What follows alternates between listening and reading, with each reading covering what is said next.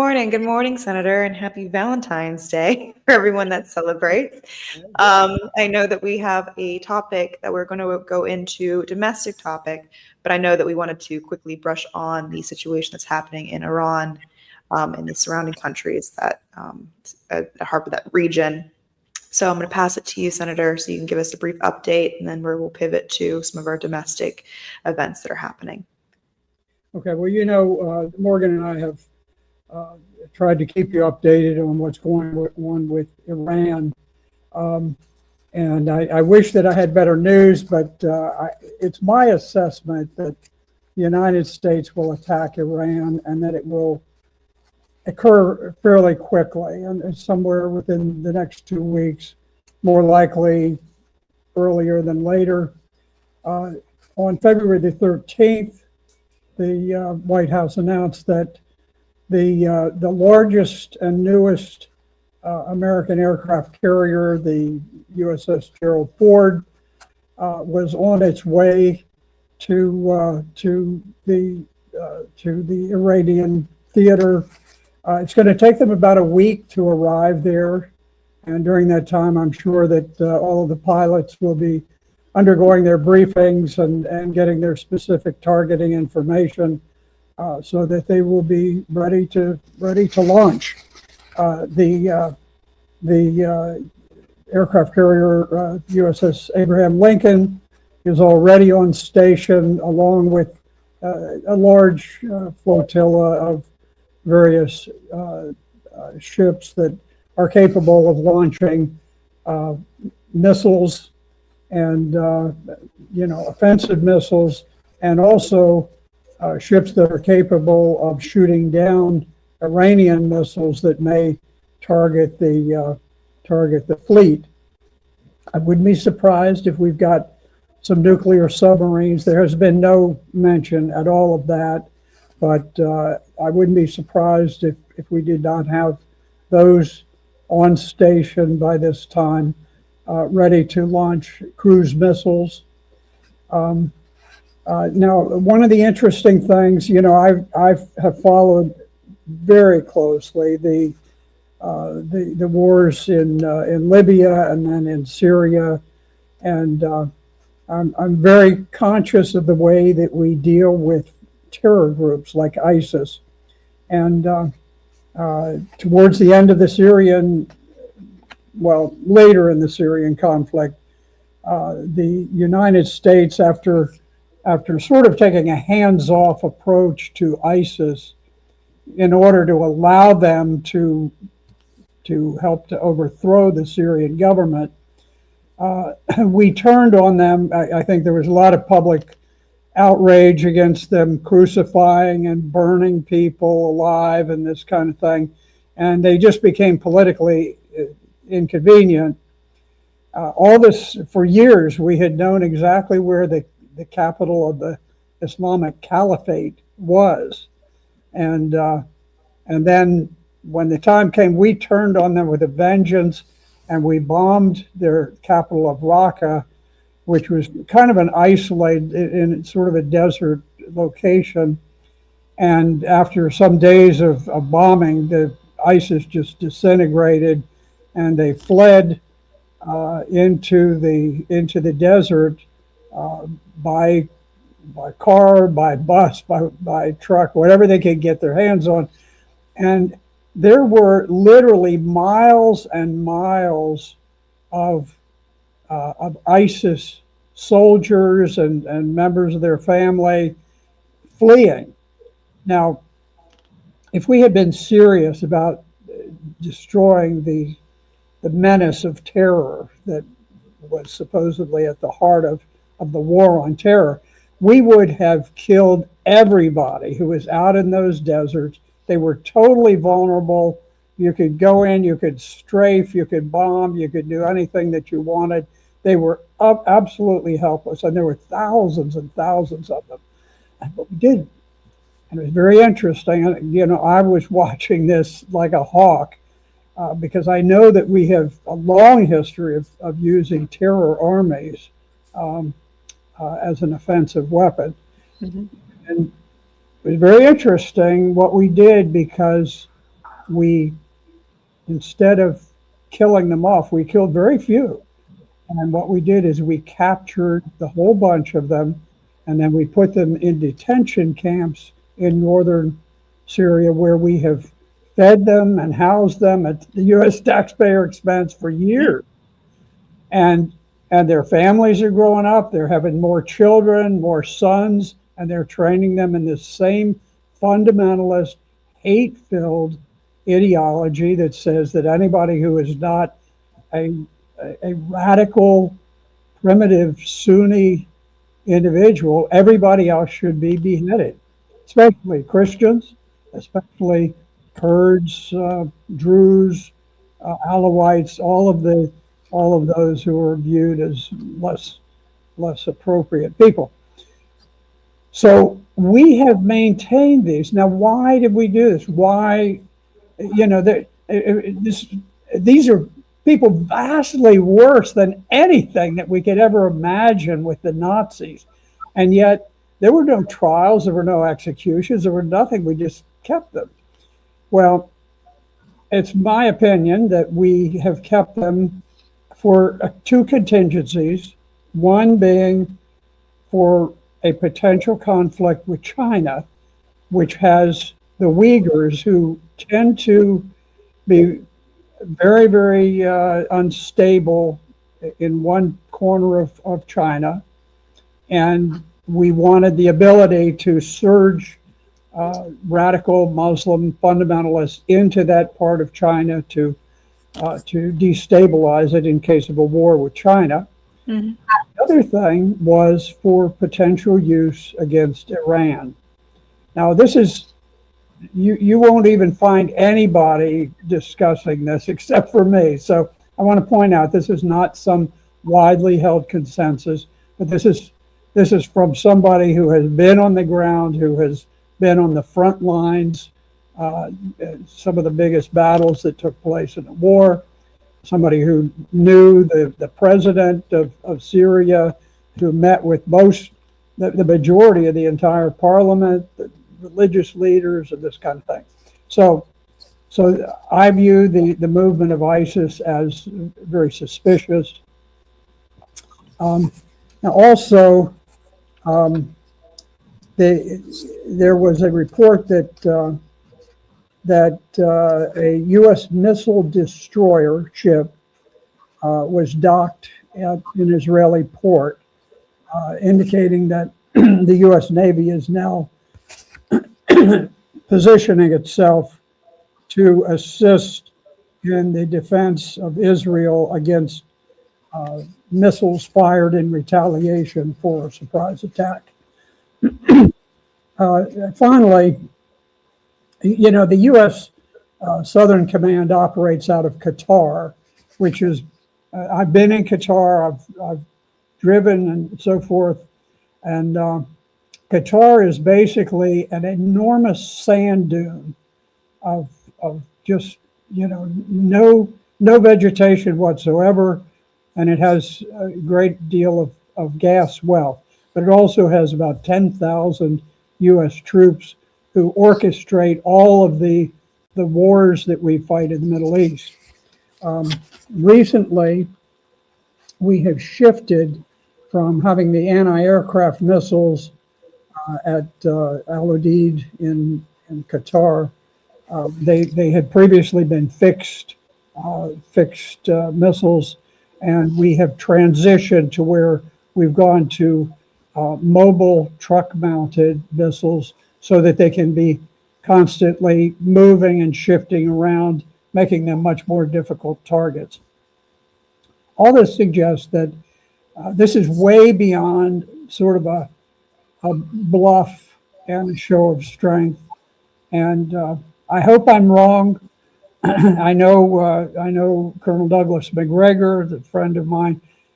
He is certainly of the opinion that the decision has been made, and I believe it has. I think these rapid fire meetings with Netanyahu, I think this latest one was just finalizing the last details of and think about it. we think back to Pearl Harbor as this egregious, horrible thing done to the United States.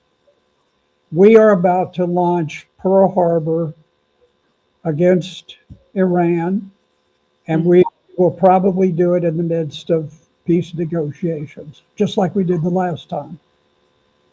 Yeah, it's very important that you noted that Netanyahu did just visit the U.S. The president, I think this is the most visits he's visited any president in history. Just this in this single year and a half alone, or not a year, just a little over a year of this administration. Um, and another thing to note is there's a lot more similarities to the invasion or the capture, kidnapping, however you would like to refer to, of Maduro. You have a naval fleet that was on the coast of Venezuela, strangling them, capturing their oil tankers or oil tankers that were not hoisting the right flags of the country they represented. All in that sense, of kind of or the drone strikes on the small dinghy boats. And then we have this Tuesday, like I had told you before we went on, that there is going to be this peace talk in Geneva with characters like Steve Witkoff and Jared Kushner. These both are representatives of this new entity called the Board of Peace that the Trump administration is kind of making to break away. It appears to break away from the UN.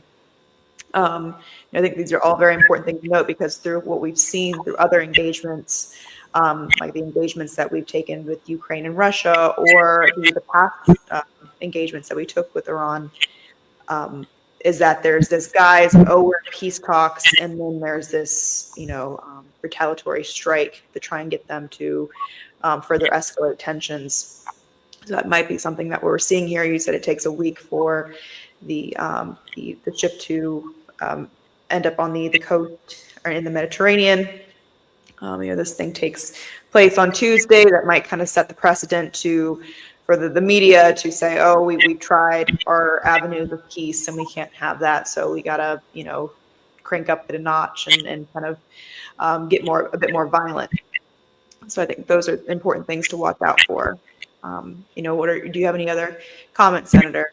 Yeah, I would just say I think the peace negotiations are a total farce. I don't think it matters what agreement Iran might make. I think it's the objective of Israel to destroy the nation of Iran.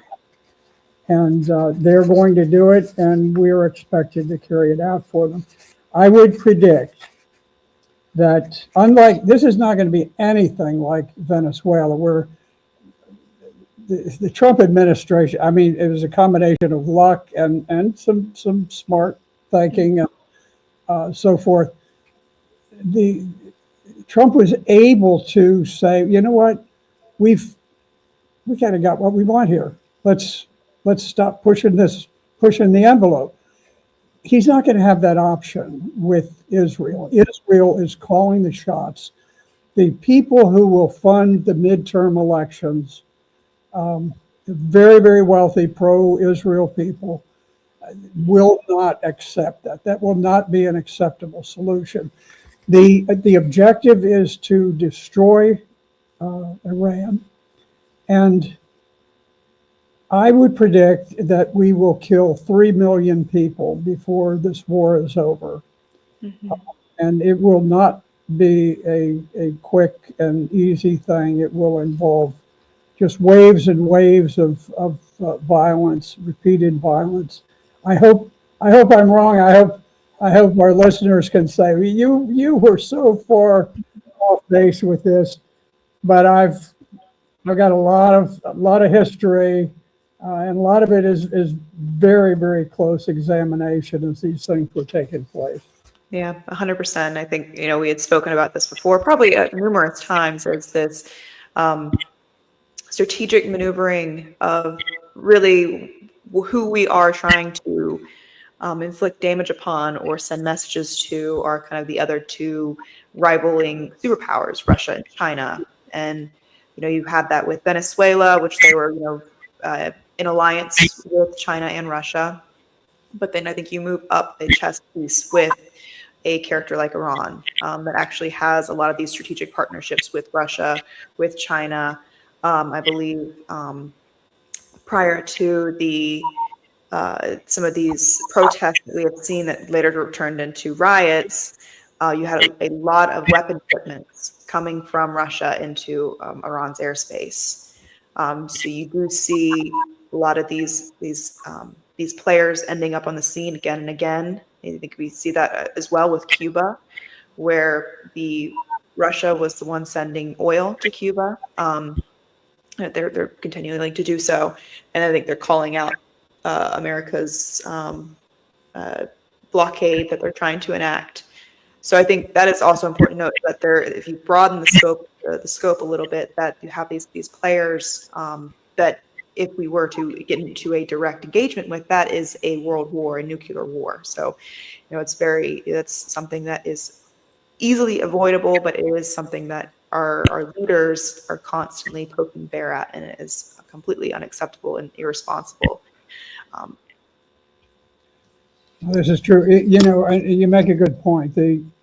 Um, both Russia and China have vital national interest in Iran, which the things going on in Latin America are important to them, and they really wish that things would go better, but they're not prepared to take any risks for Latin America. Like it or not, the Monroe Doctrine is alive and well, and certainly Trump has breathed new life into it. But when you get to Iran, this is on the other side of the world. This is not our next door neighbor, and but it's something where Iranian oil is absolutely crucial to China, and the trade relationship between Iran and Russia is very vital to them. And so I think you're going to see Russia and China, at a minimum, uh, helping out with arms and equipment, with missile technology and so forth.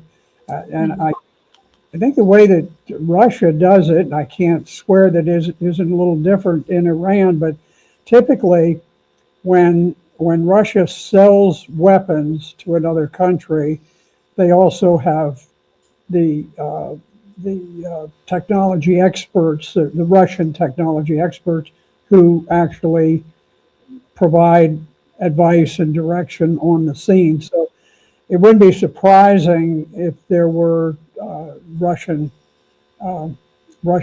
technology people helping with the missile launches and that mhm. type of thing. And Yeah, I mean, I the U.S. kind of was doing that as well with the attack of missiles. So it's not, so far to the scope of, um, reality that happens often with a lot of these proxy wars. And I think that's kind of what we're viewing is this different forms, different countries are really kind of, it's at the heart of it is that you have the Western countries trying to get back at some of the other, the, um, the other superpowers, China and Russia. Now, with that, I would like to offer you any final comments on the foreign policy part before we switch to our domestic portion of what we would like to discuss today. I think we can move on and uh, start our next topic. Okay. I know that what we've seen a lot. Um, pardon me, why is it not coming on the stage? Let's see. Is these ICE demonstrations. You have them getting more provocative. I believe, in my opinion, of course, you can inject with yours. It's going on both sides. There's this kind of saber rattling on both sides that's not kind of quelling tensions and maybe making things calmer in some of these cities to the point where they might break out in some riots. So I know that you have said that, throughout this historical lens, you can look at some of the destruction that some demonstrations that turn into riots have done in the name of trying to seek reform within their government. Yeah, one of the great tragedies of United States politics is that uh, in many ways the great contest between the two parties uh, is driven by the constant promotion of racial animosity. This has been going on for certainly my lifetime, um, and one of the things that we have these periodic upheavals in the cities, so particularly the Democrat governed cities. And the reason that I chose this topic for today was a very small article that was let's see, it was trying to see who actually did this, but Here, I have it on the screen. It's Cipher, Cutting Through the Noise. yes. Um, but they did a very small but very eye-opening article, and they reported that in Portland, which has been an epicenter of urban upheaval recently, just in a 6 year period, Portland downtown, the core, the economic heart of the city, has lost 70% of its value. And when I saw that, it was just such a stunning collapse of the value. I want to tell you, I was on the West Coast. I was with Fort Ord and Seventh Infantry Division out of the Monterey Peninsula, and in fact, my son still lives out there today. And I was the staff judge advocate, so I was in charge of a large legal office there. And so I would travel back and forth, and then later I was moved to what we call in the Army JAG Corps, they call it I Corps, which is Roman numeral 1. It's the Corps at Fort Lewis, Washington, and at Fort Lewis, I had 70 JAG attorneys, and we had people who were dual-hatted as United States attorneys, and we were in federal court doing litigation, all this stuff. Well, anyway, so I would be traveling back and forth along the coast, and my wife and I sometimes would drive by Portland, and it was sort of known as a liberal gem where there seemed to be some interest for corporations to do business there and this sort of thing. And now this was back in around sort of between 1987 and 1992, and so that was sort of the atmosphere. Oh, they're sort of this up and coming, a liberal place, but it wasn't viewed at that time as being what it is today.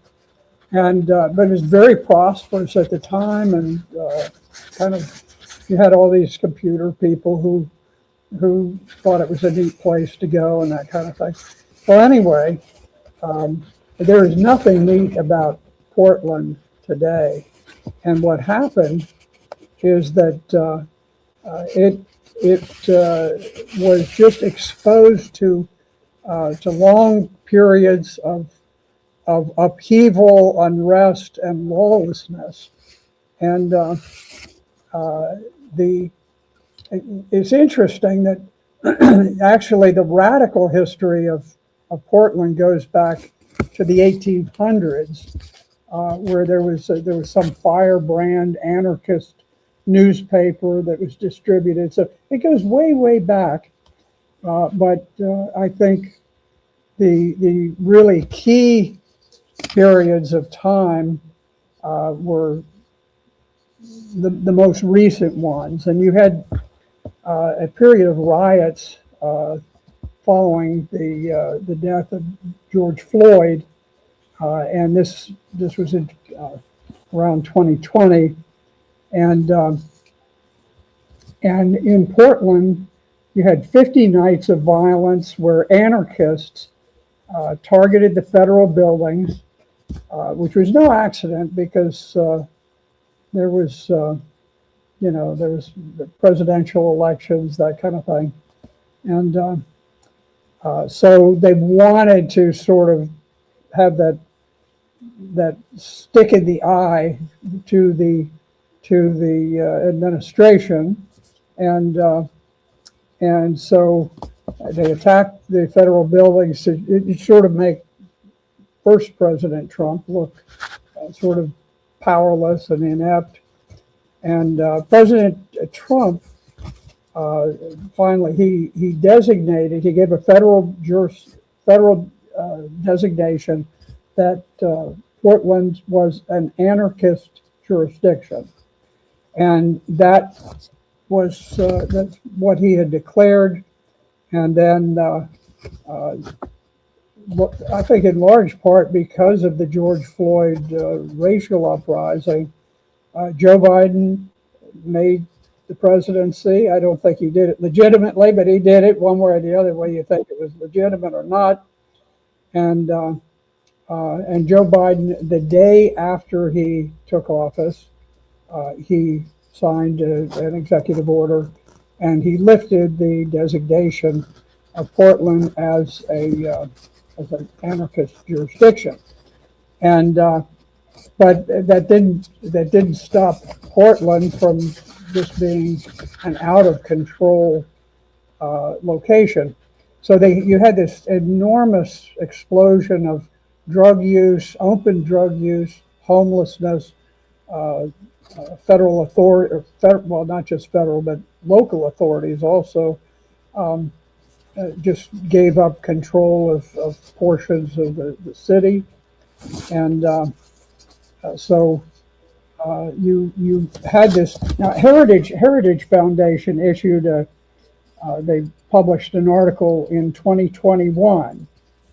So this is, shortly after Biden became president, and it was called "Anarchy Reigns in Portland," and it had a subtitle that said, "Portland has quickly become one of the most violent cities in America," and it said that Portland saw the largest increase in homicides in the country, and they say this is especially impressive when you think that there has been a nationwide spike in homicides, which was brought about by this collapse of law and order across the nation during this period of lawlessness. And by this time, of course, Joe Biden was in office, and so you had Democrat politicians sort of trying to restore some law and order that they had been trying to work against before. But as the Heritage Foundation pointed out, that once you have this atmosphere of unconstrained violence, the bleeding is hard to stop. And they said ordered liberty once lost is difficult to restore. That's certainly true. You had George Soros, who was funding all of these district attorneys, so that the Democrats were able to capture the prosecution function and put in hard left radicals as the prosecutors. And of course, the prosecutors hated the ordinary public, and so what would happen is the police would go out, they would arrest people involved in these riots and protests, and then the charges would be immediately thrown out, and this went on and on. So The city of Portland actually was besieged with protests for 200 straight days after the death of George Floyd. And the Heritage was pointing out that Portland was a microcosm of the blue city model. And that was where, in all these Democrat cities, you had high crime, lawless activists operating with impunity, rampant homelessness, drug use, and a depressed business climate that sort of started this downhill roll where you'd have businesses, you'd have stores that could service these minority communities, and the stores would be burned out. The the jobs that were available to people who lived in those communities were erased. You couldn't get a drugstore to open, so it made it very hard for the people living in those communities to continue. So it is a cycle that we're on again with the ICE protests, um, and the politicians in these areas have every incentive in the world to promote as much unrest and as much disorder as they can. And I think this will continue through the midterm elections at some level, whatever level they can promote. It's just a sad thing about American politics that that urban violence dovetails with the federal election cycle, and there are people who benefit from it, the people who are on the receiving end of it, politically. I'm talking about.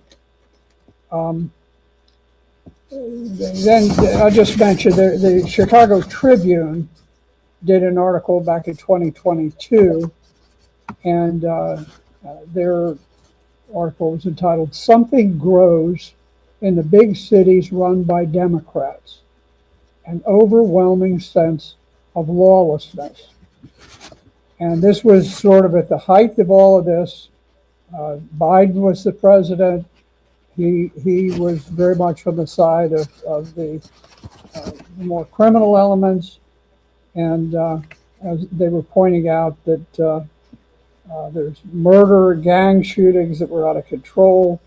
Once vibrant downtown areas were on their way to becoming ghost towns, and they singled out George Soros, who spent enormous sums of money helping to elect these radical prosecutors, and and sort of with the I don't know that there was a deal. I think it was just he got people who were inclined to do this to just release people. They didn't believe in bond. They So they would arrest people, just let them walk out, and then dismiss the charges against them. And the Chicago Tribune said that the left-wing prosecutors would not anger their base when they released violent offenders back into poor neighborhoods to commit more violent acts on poor people. The left is their base. This is what they want, what Soros paid for. And so we went.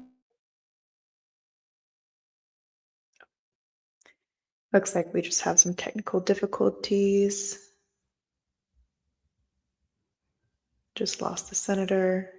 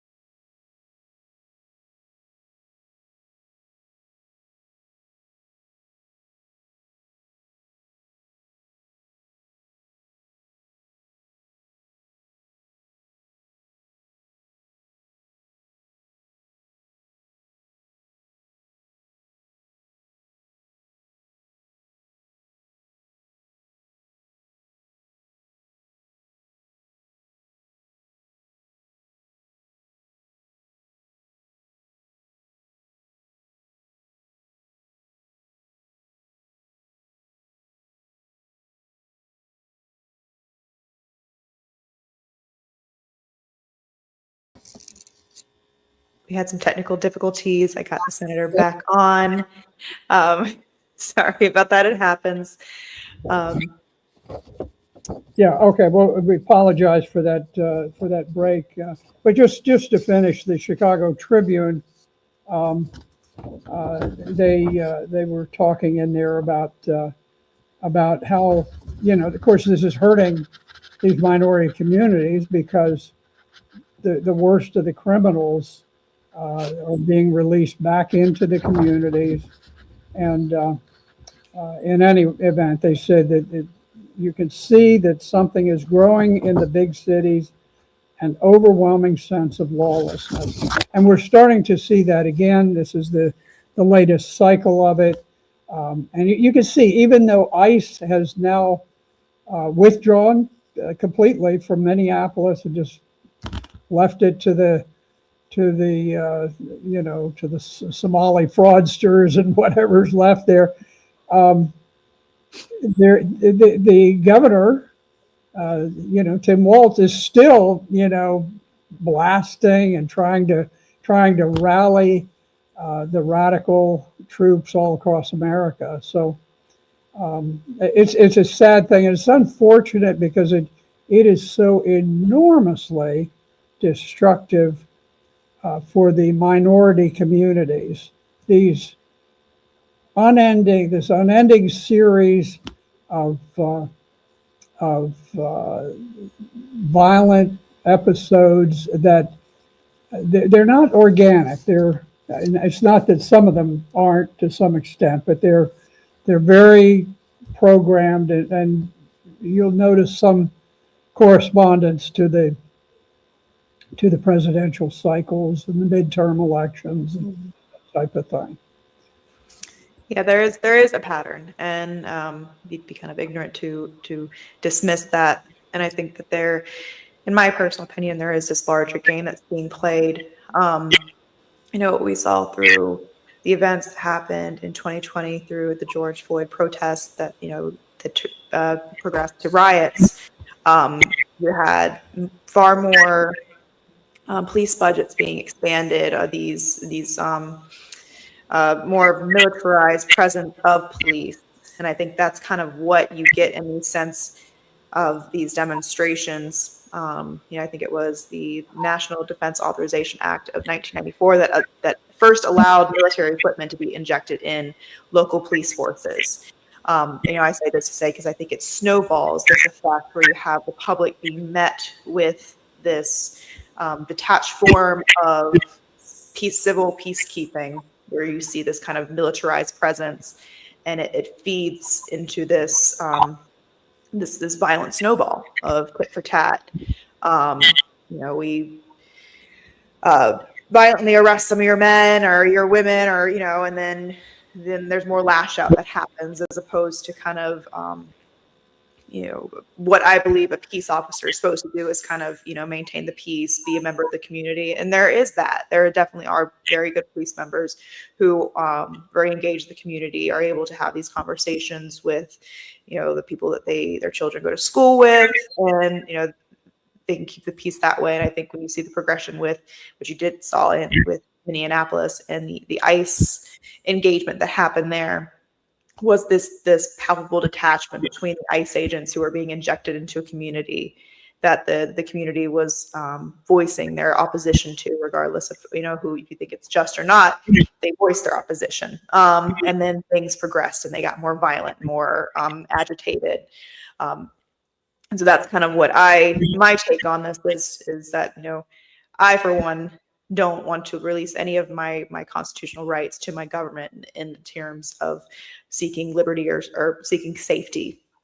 I think we see that sometimes when we have these events where they are very violent and riots. We're saying, okay, well, now we got to give this precinct a tank to then deal with the the next riot.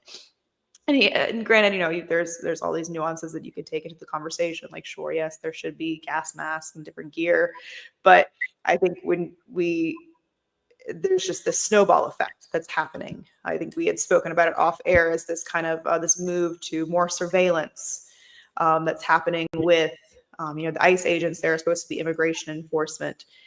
They have this separate operation that was leaked from an ICE agent whistleblower, that there are making databases on American citizens that they find to be volatile. They're labeling them as domestic terrorists.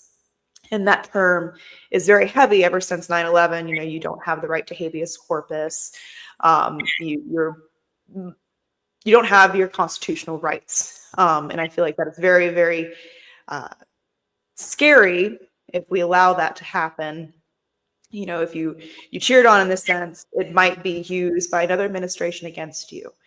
That's kind of my whole thing, is you don't know who's going to have the next battering ram, or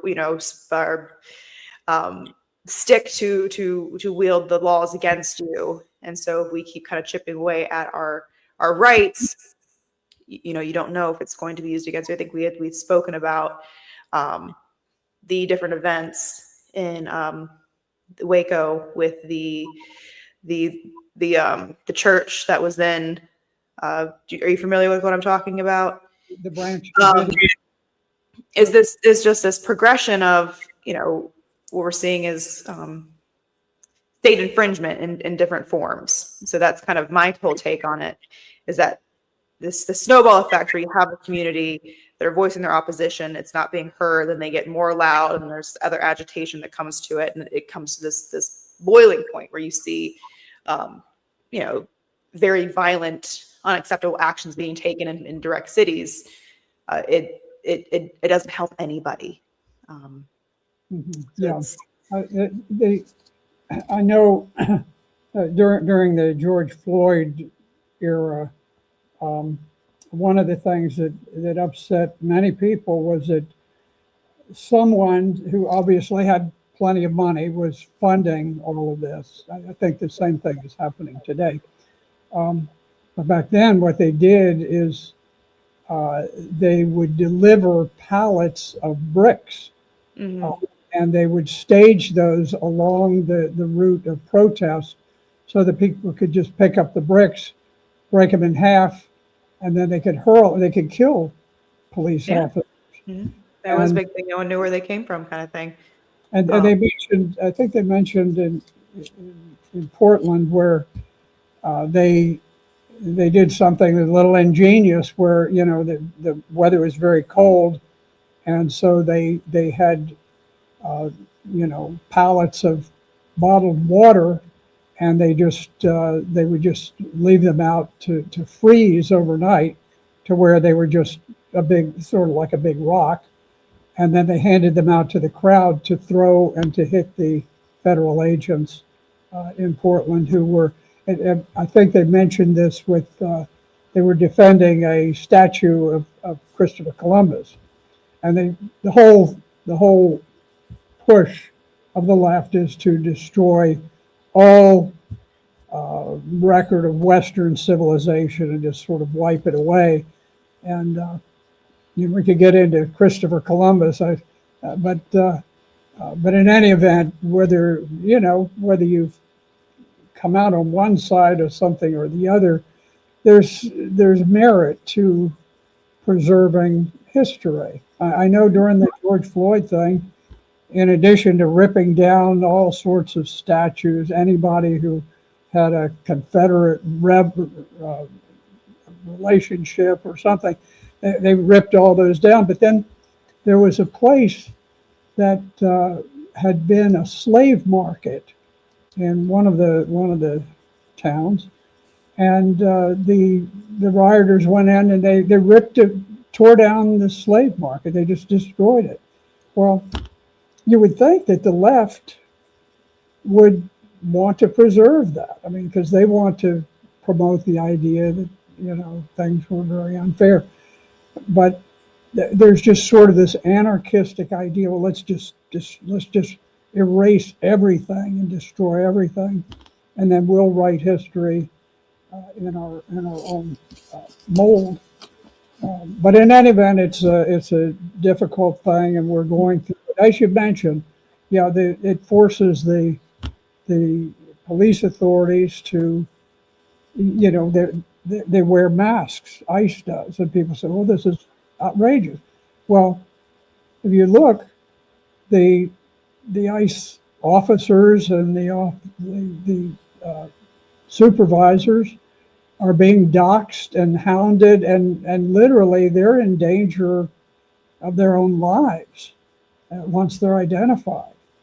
And so things that seem unusual, like masks for officers, are things that are forced upon them by the type of environment that they're thrust into. So it's unfortunate. It's a terrible cycle, and how we ever break it, I don't know.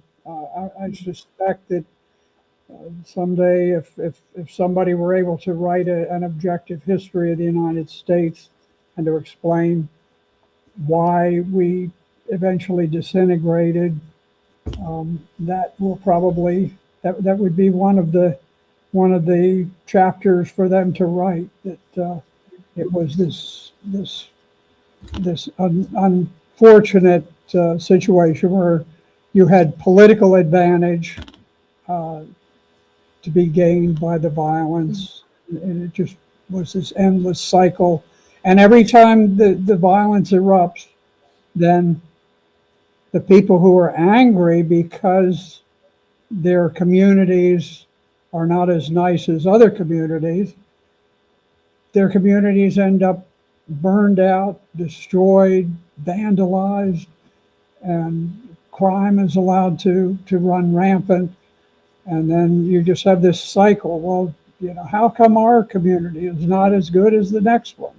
How Yeah. come how come Walmart won't build a building here? Well, it's because you burned it down, you looted, and so forth. But it's just a sad history, and uh, hopefully we'll have some better leadership that can break the cycle. But it's something we sort of have to deal with. It's sort of like a terminal disease that you try to moderate. You try to take medication to do away with some of the symptoms, but you can lengthen your life, but you can't go on forever doing that. Yeah, I know that we are at a time today, but I did wanted to I know on this show we really like to broaden the scope of things as well, and I think that one important thing to note is, the American economy is in tethers right now. In tethers right now, we have over $30 trillion in debt, and I think a lot of the issues that we see, they generate right around election time. I think that's all on purpose because it just serves to divide us Americans and kind of uh, neglect to see what kind of keeps us together and unified.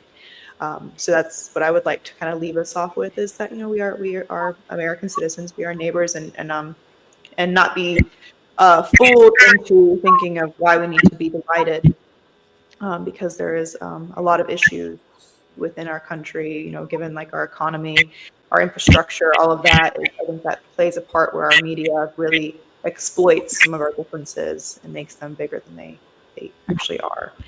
So Well, with Mary, that, thank you very much. Sorry for the interruption in the middle of the show, but thank you for sticking with us here. yes, yes, of course, it's always a pleasure, Senator, and I will encourage everyone to tune in next week to focus on the news. Thank you.